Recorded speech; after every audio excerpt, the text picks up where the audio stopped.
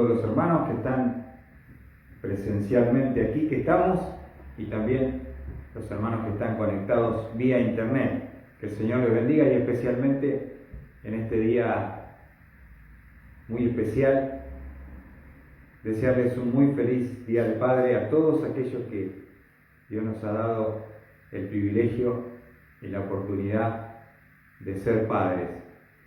Una bendición, un regalo, un compromiso también y una responsabilidad, y que Dios derrame su bendición sobre cada una de nuestras vidas. Que el Señor les bendiga en forma especial.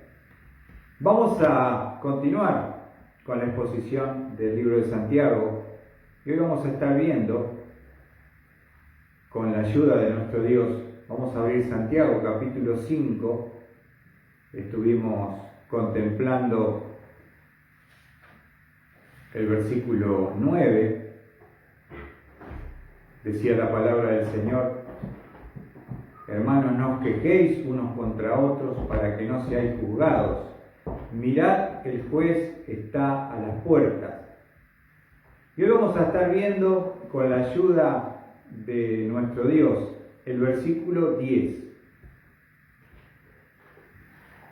Santiago nos está instando en forma general a desarrollar una virtud que es mediante su poder, su espíritu, que es la paciencia.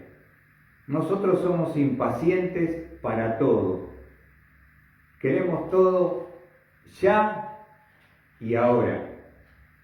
Y justamente es algo peligroso cuando uno no tiene esa capacidad de ser paciente, porque cuando uno pierde la paciencia es donde deja de depender de Dios y comenzamos a actuar nosotros y comenzamos a cometer errores, a muchas veces dañar y lastimar y perder el testimonio. Entonces, qué importante es aprender no solamente lo que significa la palabra paciencia, sino vamos a estar viendo en el versículo 10 en esta noche los profetas como ejemplo de aflicción y paciencia.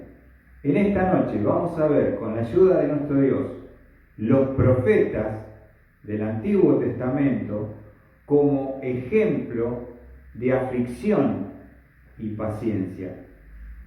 Y Santiago nos va a remontar ahora al pasado. Al pasado, porque estos judíos convertidos a Cristo, aceptándolo como Mesías Salvador, conocían la historia del Antiguo Testamento, pero especialmente la historia de los profetas.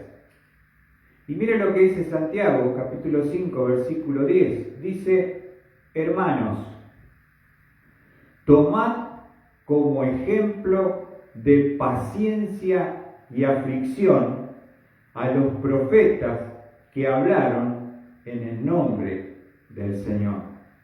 Lo vuelvo a leer. Hermanos, tomad como ejemplos de paciencia y aflicción a los profetas que hablaron en el nombre del Señor.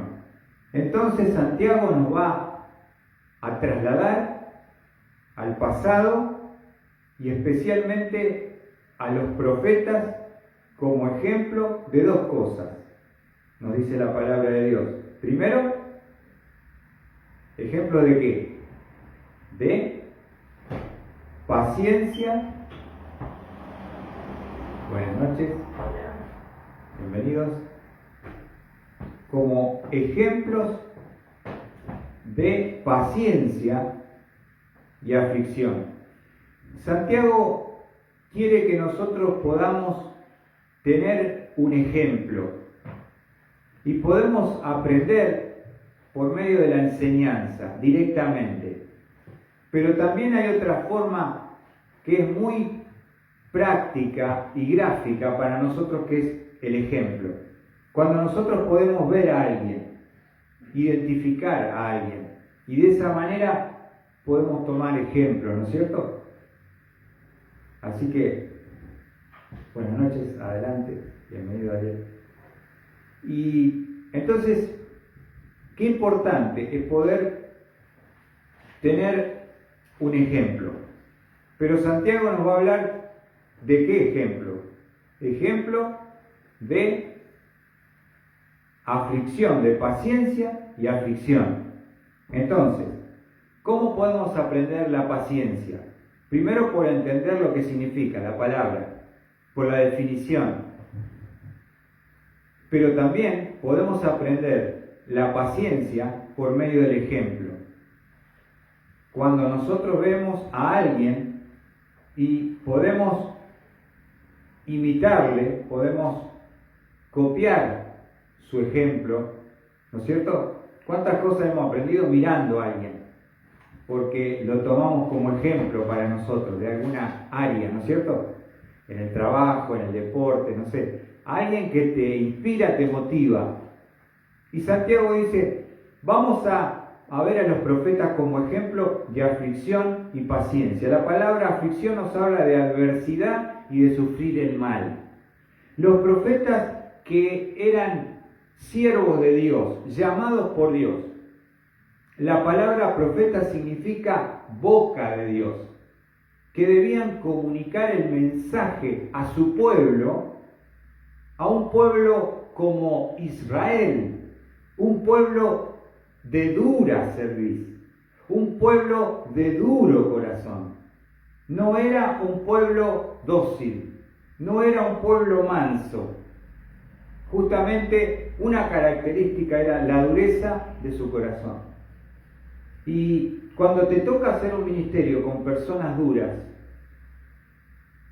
tenés que sufrir muchas veces porque la persona no acepta el mensaje que Dios ha puesto en tu corazón. Entonces, ¿cómo Dios hablaba a su pueblo? Por la palabra, pero también por los profetas. Los profetas, ¿qué comunicaban? Comunicaban el mensaje de Dios. Así que uno podía decir, Sandra, Dios me dijo que te diga esta palabra. Oh, ahora vos verás qué vas a hacer. Pero el problema con el mensaje, el problema es a quién se lo entregás al mensaje. Si esa persona va a ser receptiva, porque por lo general cuando el mensaje no nos gusta, ¿qué hacemos con el mensajero? Mariano, ¿qué te parece? Lo rechazamos. Claro, lo rechazamos mínimo, diría Sandra, ¿no? Lo rechazamos.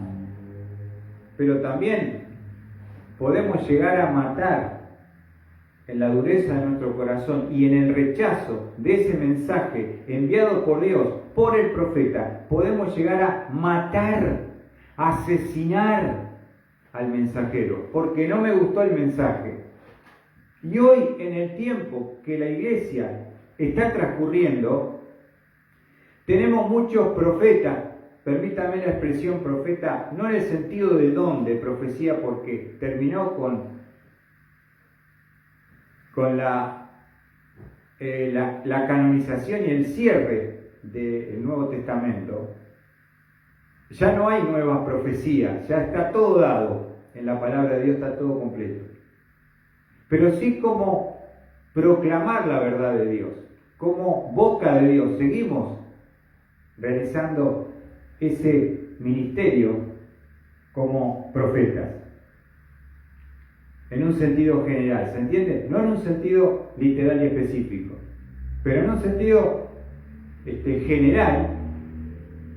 ¿Qué pasa desde los púlpitos hoy? Que los predicadores no tratan de comunicar el mensaje que Dios quiere hablarle a su pueblo. No hablan lo que el pueblo necesita, sino hablan lo que ellos quieren oír. Lo dijo Pablo, se amontonarán maestros conforme a sus concupiscencias. Entonces vos podés ir a cualquier iglesia a escuchar el mensaje que a vos te gusta que te agrada, pero que no es el mensaje que Dios quiere que tú escuches.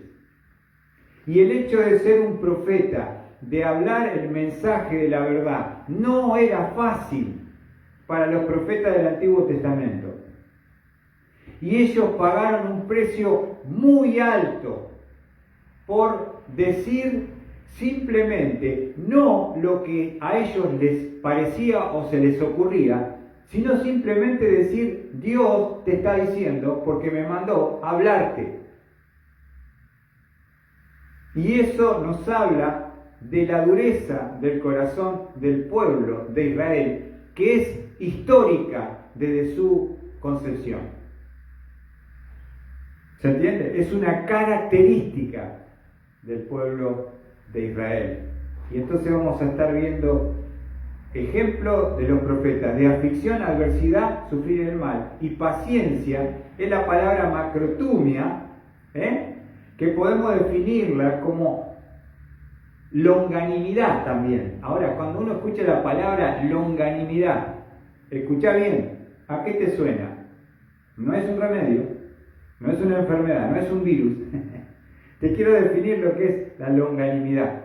Es aquella cualidad de autorrefrenamiento ante la provocación que no toma represalia. ¿Viste? ¿Qué te parece? Es el autofreno que tenés para no tomar represalia frente a la provocación.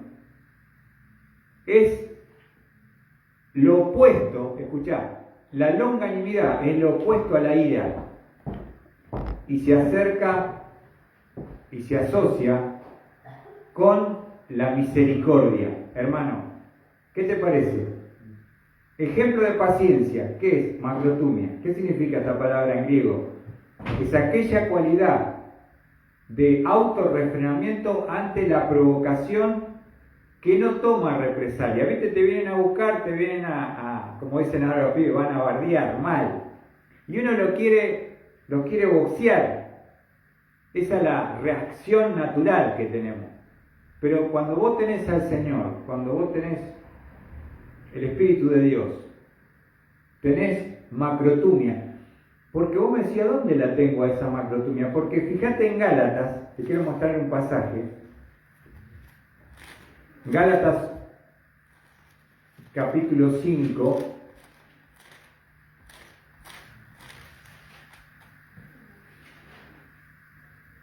Gálatas capítulo 5, versículo 22. Mira lo que dice. Mas el fruto del Espíritu es amor, gozo, paz, paciencia. Escuchá, esa palabra paciencia, ¿qué es? Macrotumia. O sea que es una de las características o cualidades del fruto, que es uno solo, no son los frutos. Siempre lo corrijo porque escucho a veces la enseñanza que dice, vamos a ver los frutos del Espíritu. No, es el singular fruto. ¿Tenés todo o no tenés ninguno? Y uno de esos gajitos de la mandarina, que está compuesta por gajos, sería así el fruto, es la paciencia. O sea que tenemos el Espíritu Santo, tenemos el poder por medio del Espíritu de Dios para tener esa paciencia que vos humanamente no posees. Nosotros somos muy de leche hervida, como decimos nosotros, ¿no es cierto?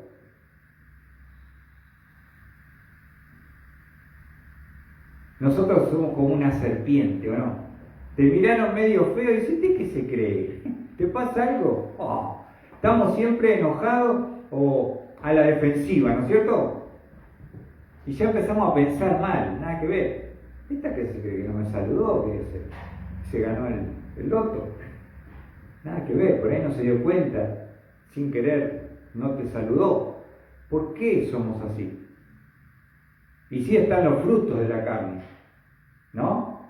Así que la paciencia, la palabra original griega es macrotumia, nos habla de esta cualidad de autorrefrenamiento ante la provocación, que no toma represalia, y es lo opuesto ¿a qué? A la ira.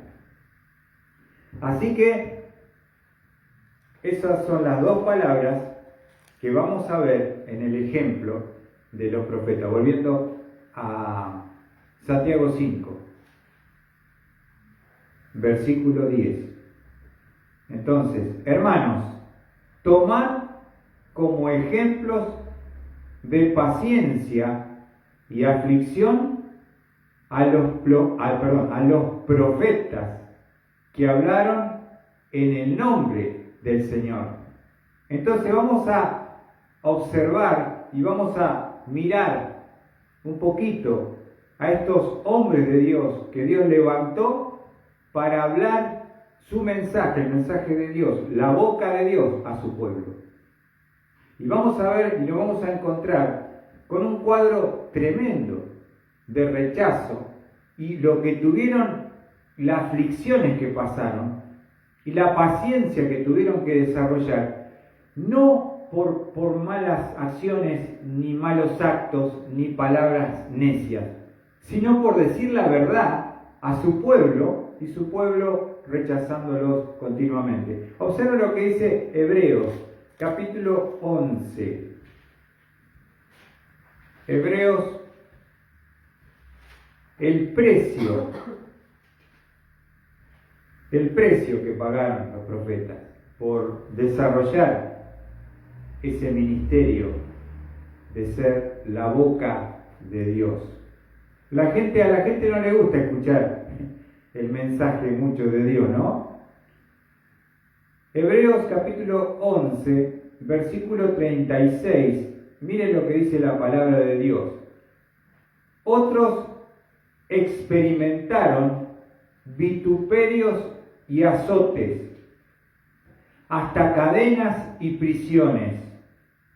Fueron apedreados, aserrados, tentados, muertos a espada, anduvieron de aquí para allá cubiertos con pieles de ovejas y de cabras, destituidos, afligidos, maltratados, de los cuales el mundo no era digno, errante por los desiertos y montañas, por cuevas y cavernas de la tierra.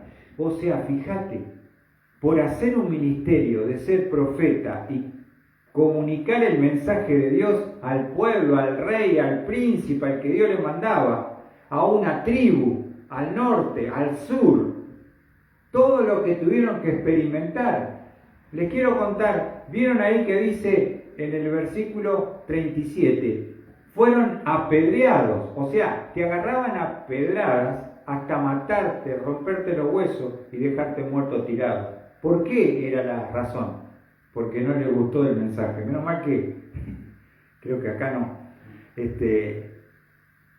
no tenemos esa situación, pero ellos lo pasaron. Y quiero simplemente detenerme en el versículo 37 donde dice, fueron apedreados, aserrados. Esto me quiero detener acá porque hay un profeta que fue aserrado. ¿Qué significa esto?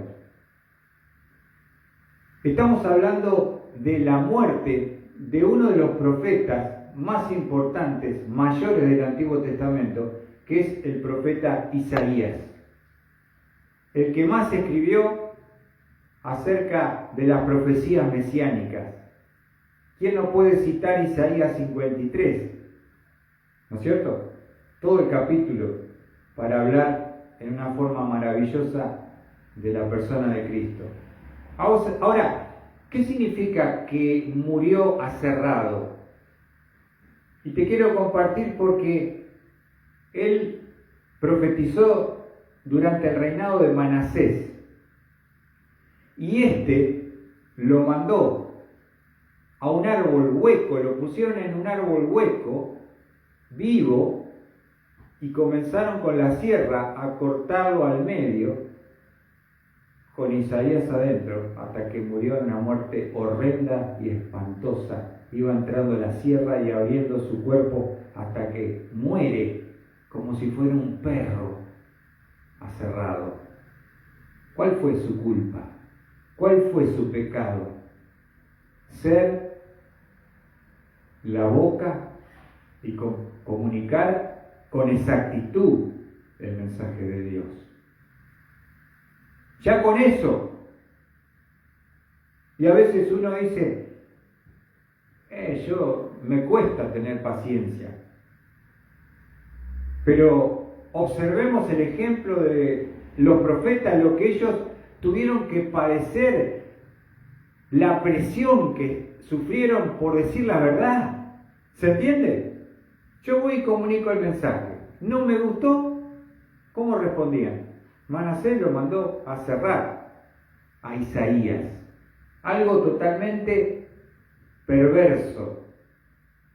Ahora, fíjate en Hechos. Vamos a ver un ejemplo el ejemplo de Esteban, uno de los primeros diáconos de la iglesia en Jerusalén, la iglesia que fue establecida, la primera iglesia allí. Y justamente Esteban le va a predicar a los líderes religiosos, los que acababan de condenar y dar crucifixión al Mesías Salvador. Ya habían hecho eso con su Mesías. Juan lo define diciendo: a los suyos vino y los suyos no le recibieron, pero no solamente no lo recibieron. Imagínate que yo le predico a una persona en la plaza y me dice: no quiero hacer nada con Jesús, saca una pistola y me pega un tiro en la cabeza. Esa es la idea, no es que digo, bueno, no, a mí no me interesa, gracias. No me interesa venir acá, ¿qué me dijiste? Tomá, tac. Así, a cara de perro. Pero los que lo asesinaron no eran de pueblos extranjeros.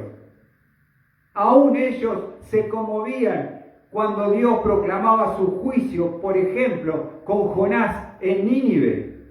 Dice que toda la ciudad, toda completa, se arrepintió y Dios los perdonó.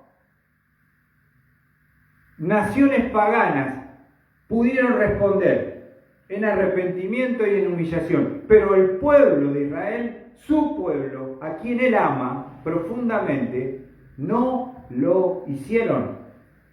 Y Esteban está predicando un mensaje duro, directo, verdadero, sobre aquellos líderes que habían ya crucificado al Señor. Y nos dice Hechos capítulo 7. Mirá cómo lo tomaron al mensaje que le dio Esteban.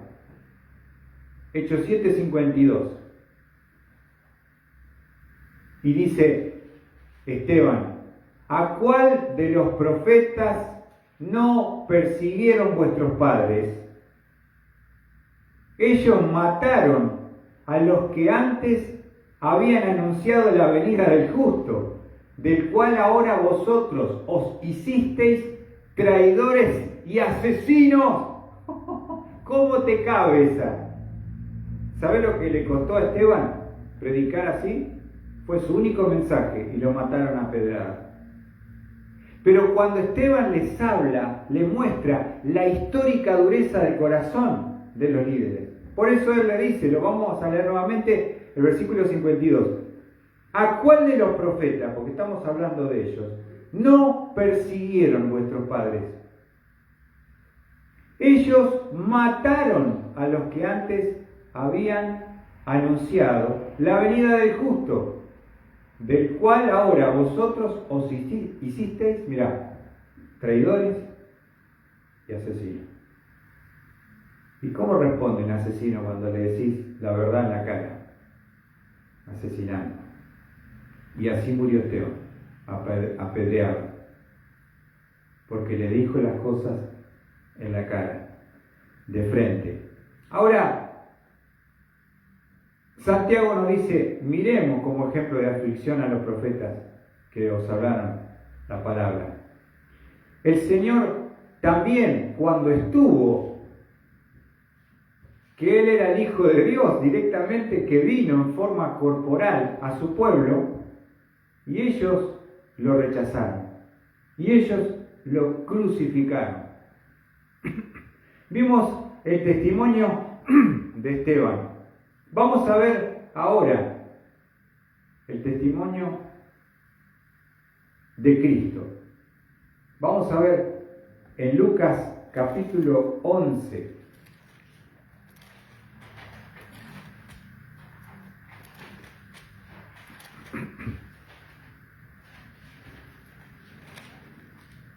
Lucas 11. Quiero contarles y decirles que Jesucristo va a entrar, de acuerdo a la profecía de Zacarías, va a entrar montado en un pollino hijo de asnas, como rey a Jerusalén, la entrada triunfal. Y los discípulos tiraban los mantos y las palmas delante de él y decían: Hosana, el hijo de David. El Mesías está aquí. Claro, los líderes, cuando vieron este cuadro del Mesías viniendo, ¿cómo lo tomaron? Tremendo, porque ellos no querían saber nada con el Señor. Y nos dice allí Lucas capítulo 11, versículo 47, dice: ¡ay de vosotros, porque edificáis los sepulcros de los profetas,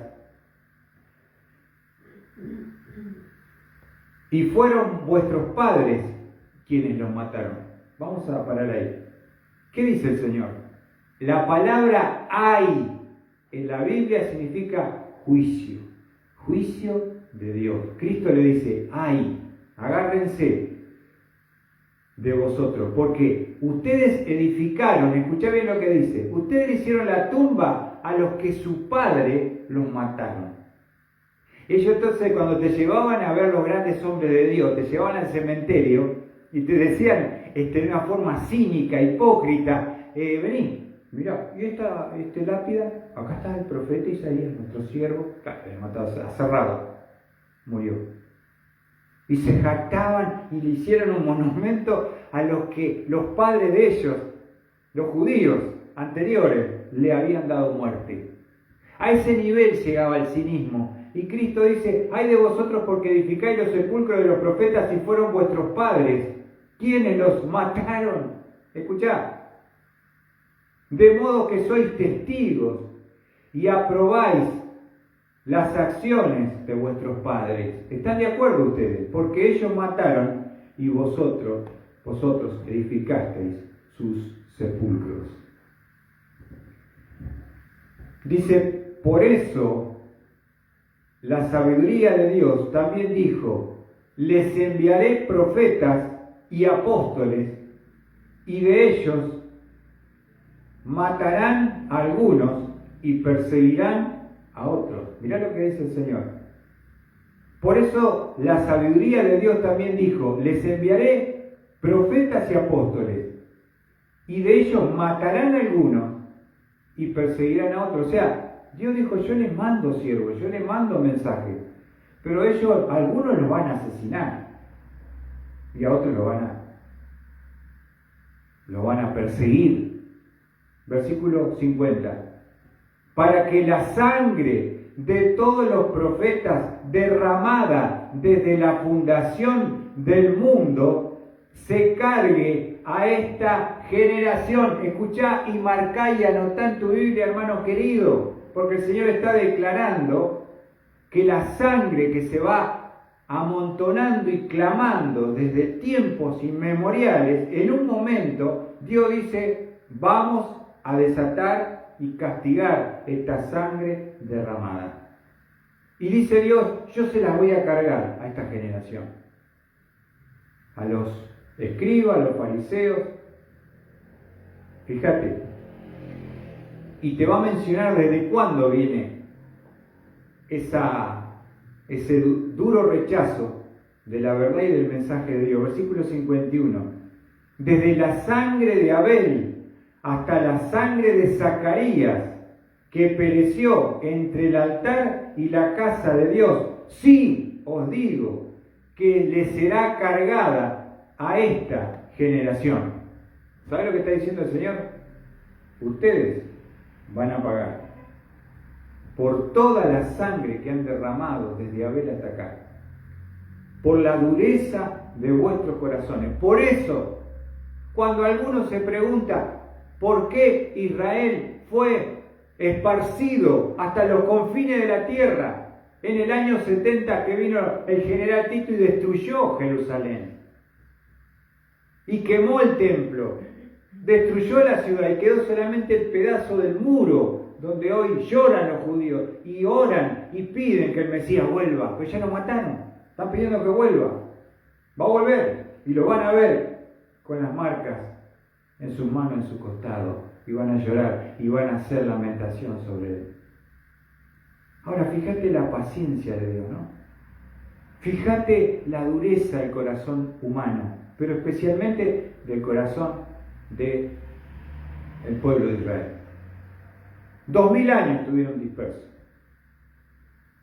Y sabés que estaba estudiando la historia a través de Flavio Josefo, un historiador judío, que contaba que cuando Tito toma la ciudad de Jerusalén en el año 70 de nuestra era, dice que había 500 crucifixiones de judíos diarias. 500. ¿Sabe por qué? Porque acá está. ¿Qué dijo Cristo? Desde la sangre de Abel hasta la sangre de Zacarías, que pereció entre el altar y la casa de Dios, os digo que le será cargada a esta generación. Anotalo.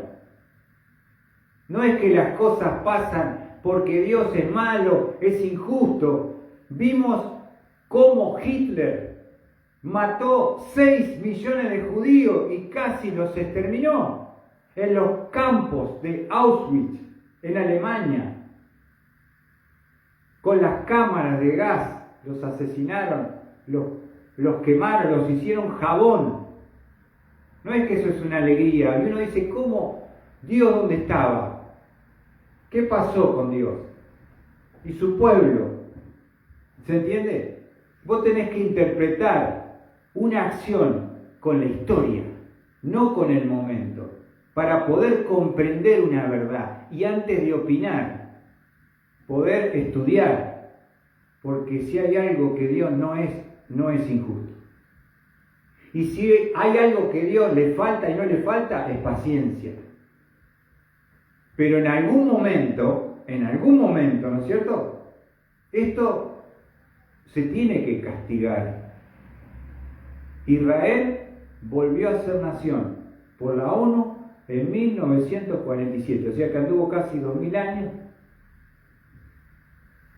dispersos por todo el mundo, y nosotros hemos tenido y seguimos teniendo un porcentaje alto de judíos en nuestra nación que los recogió, que se acuerdan cuando todo el 11 casi era prácticamente de los judíos, ¿no? Mayorista en todo, capo haciendo plata, y muchos retornaron a Israel. Y allí nuevamente volvió a ser nación y volvió a vivir el pueblo de Dios. Pero Dios le cargó la sangre. Dios le cargó la sangre a esa generación, que cometió el peor de los pecados. La otra vuelta estaba viendo una película y una nena judía le decía a la mamá, me dijeron que nosotros estamos siendo perseguidos por Hitler porque nosotros matamos a Jesús, al Mesías, dijo. No era creyente, no era una película cristiana. Y la madre lo miró como diciendo, qué bárbaro, ¿no? Entonces, qué duro que es el corazón, mis amados hermanos. Vamos a ver también en Mateo 5. Esta palabra la verdad que es algo que para meditar y aprender, ¿no?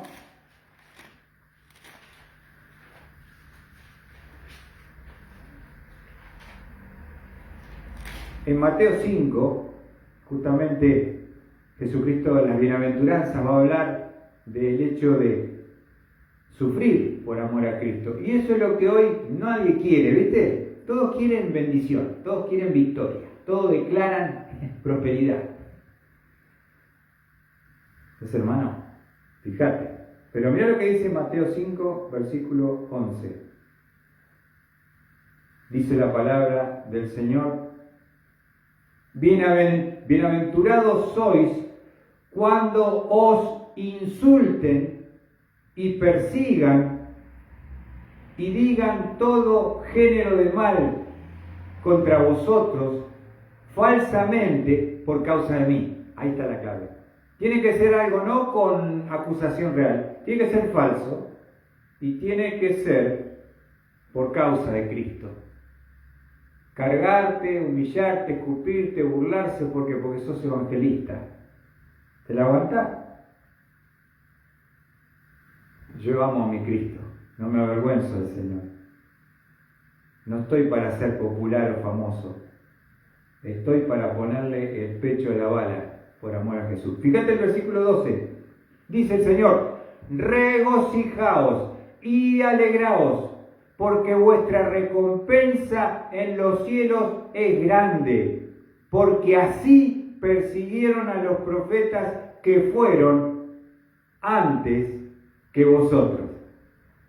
El Señor los está preparando para la persecución, los está preparando para los padecimientos, los está preparando para la cárcel, los azotes y muerte. Pero si nosotros queremos tomar una imagen que nos anime y nos aliente, el Señor también, como Santiago lo dice, porque así persiguieron a los profetas que fueron antes que vosotros. No es algo que no haya pasado, es algo que va a pasar. A vos lo que te pueden decir es: pastor, ¿qué hace el pastor? ¿Qué hace el evangelista? Va con la Biblia y dice: ¿qué lleva el libro negro ese? ¿Qué es? y a veces uno le da vergüenza, ¿no? Porque dice: uy, al justo allá. Pero más de eso, yo no creo que alguien te pegue, te escupa, ¿no? O te pase con un auto porque, mira, igual el pastor lo vio. Pero si fuera por causa de Jesús, dice el Señor: regocíjense, alégrense. Estas son bienaventuranzas. Súper feliz sentite de padecer algo por el nombre de Jesús. Él no se avergonzó de padecer públicamente en una cruz y derramar hasta la última gota de su sangre por ganar tu alma, querido, en la cruz. No hay nadie que haya hecho esto por vos. ¿Y nosotros qué estamos dispuestos a hacer por él? Entonces, hermanos, tenemos que tomar esta palabra tremenda que el Señor nos está hablando a cada uno de nosotros. Y cómo Esteban se lo dijo en la cara y lo mataron. Jesucristo se lo dijo en la cara y lo mataron. Uno se pregunta: hay que ser valiente y guapo en el nombre de Dios para dar un mensaje, sabiendo que eso va a tener un precio. Sobre tu vida, sobre tu salud, sobre tu integridad, sabiendo que vas a tener que dar sangre, poner sangre para dar el mensaje. Hay una cosa interesante, volviendo nuevamente a Lucas 11, que le quiero mostrar, que hemos leído recién.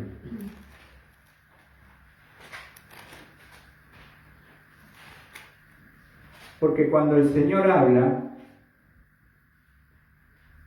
en Lucas 11, versículo 51, Él va a hablar de nombres personales de sangre derramada. Dice: desde la sangre, el primer justo que mataron, ¿quién fue? Abel, porque había dos hermanos. Mirá quién era. ¿El primero quién era? Caín, el primero. Y después, Abel. Cuando trajeron el sacrificio, ¿se acuerdan? De acuerdo a lo establecido por Dios, a Caín le molestó y cambió y demudó su rostro. Y Satanás vino a susurrar a su oído. ¿Y cómo terminó la historia? Le dice, vamos al campo, le dice el hermano. Hermano de sangre. Y cuando estaban en el campo lo mató. Y derramó la sangre de su hermano. El primer justo. La sangre de Abel. Pero después dice, hasta la sangre de Zacarías, que pereció entre el altar y la casa de Dios. Quiero mostrarles el ejemplo, para terminar, de este Zacarías que lo asesinaron. Vamos a Segunda de Crónicas. Obviamente que el Señor hablaba con líderes que tenían conocimiento de lo que le estaba diciendo, no eran ignorantes, conocían todo el Antiguo Testamento de arriba para atrás, de atrás para adelante, ¿no? Al revés, para el derecho. Entonces está citando algo que ellos conocían perfectamente. Segunda de Crónicas, vamos a encontrar esta historia que es muy impresionante e impactante. Vamos a ver Segunda de Crónicas 24,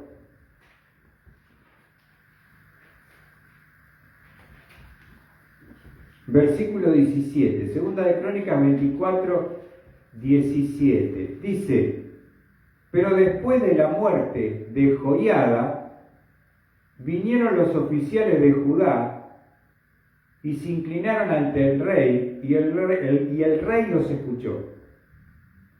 Y abandonaron la casa del Señor, el Dios de sus padres, y sirvieron a las aceras y a los ídolos. Entonces vino la ira de Dios sobre Judá y Jerusalén a causa de esta culpa suya. O sea, el rey acababa de morir, un hombre de Dios que había guiado al pueblo en los caminos del Señor, en la ley, un hombre bueno, justo, y este que lo sucede, dice, Dios no vamos. Dejamos a Dios, cerramos la casa de Dios, nos vamos a los vales, me voy a Gauchito, imagínate, el tipo, me voy a la difunta, no sé, toda la idolatría acá ya, me voy a ver allá ¿cómo se llama la reina la bailanta? A Gualeguaychú, a la Gilda, a la difunta, no va a quedar nadie que no vaya a adorar. Dejé al Dios verdadero, escuchá, por estos ídolos mudos y falsos. Ahora, escuchá, la misericordia de Dios, porque su pueblo el rey acaba de rechazar al Dios. Dice el versículo 19, no obstante, o sea, más allá de lo que ellos hicieron, Él les envió profeta para hacerlos volver al Señor. Escuchá, Dios no te desecha y te descarta, te manda un profeta para que te hable y te haga reflexionar.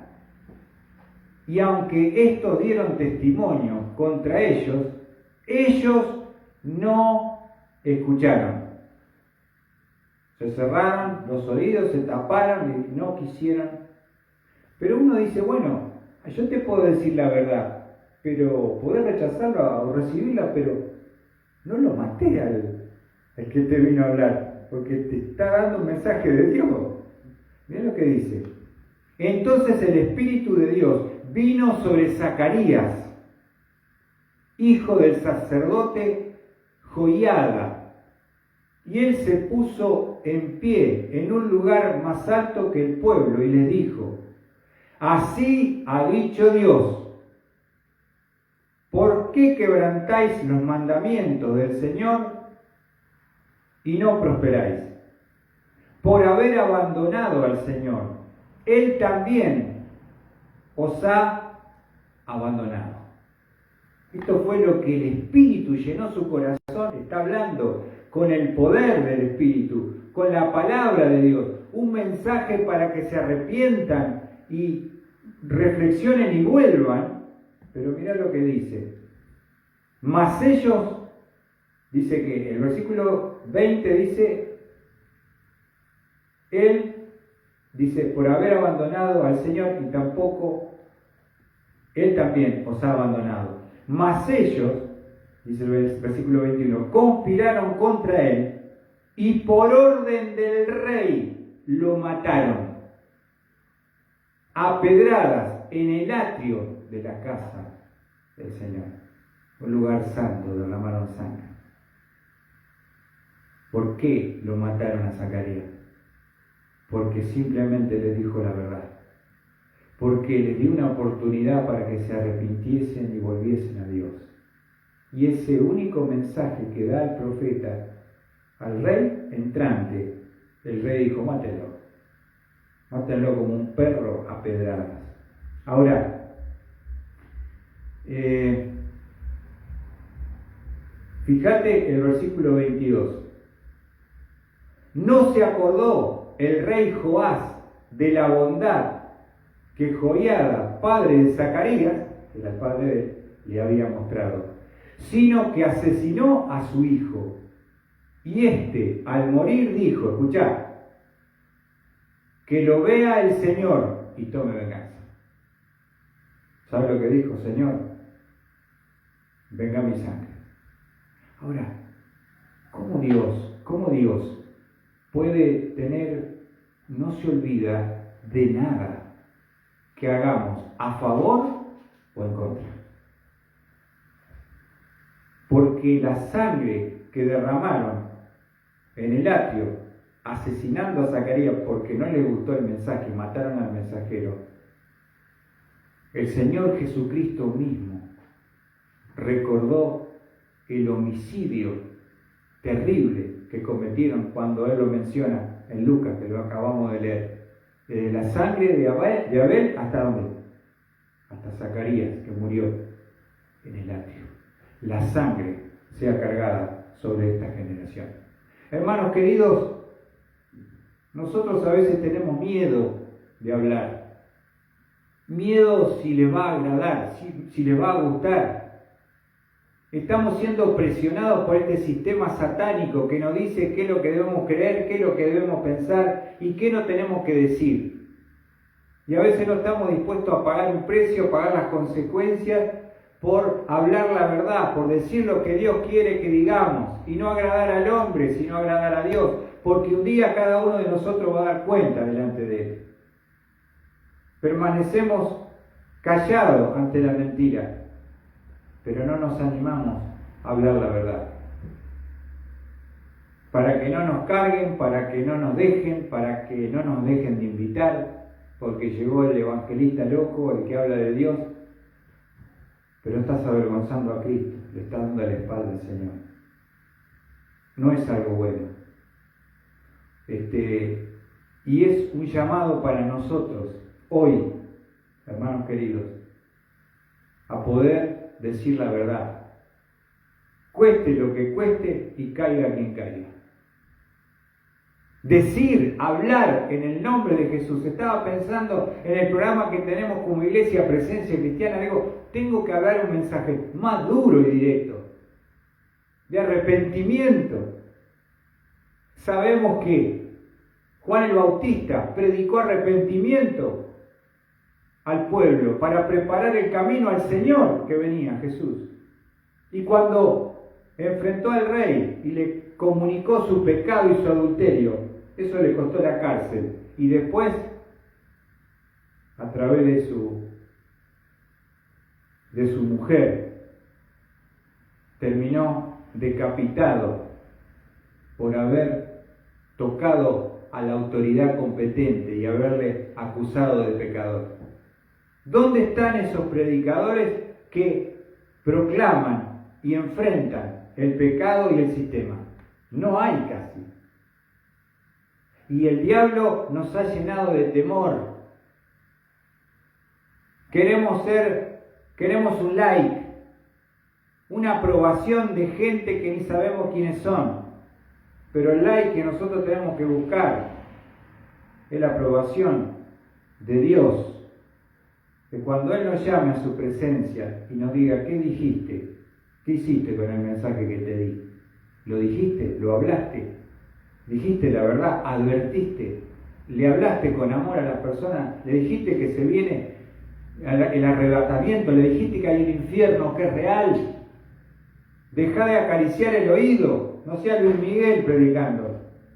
Sé más agresivo, más verdadero, más directo, decí la verdad. Y si no queda nadie, no hay problema. Pero no agrademos a los hombres.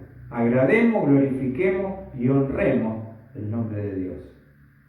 Podemos aprender la paciencia y la aflicción observando a los profetas, que nos dice Santiago que ellos también son un ejemplo para nosotros, que no tenemos que olvidar, porque Jesús no se olvidó. Cuando vino, Él lo reconoció. Y también Esteban dijo: ¿a cuál de los profetas ustedes no persiguieron o no lo mataron, si no se salvó? Y le costó la vida. Necesitamos decir la verdad para que haya personas que puedan tocar Dios su corazón y arrepentirse. Y no buscar la popularidad y la fama, sino, si nadie te escucha, si nadie te sigue, no importa. Pero hay un loco que predica, hay un loco que dice alguna verdad, de vez en cuando por lo menos, que Dios pueda decir eso de ti y se pueda agradar de nosotros. Nada más, hermanos, y que el Señor te bendiga.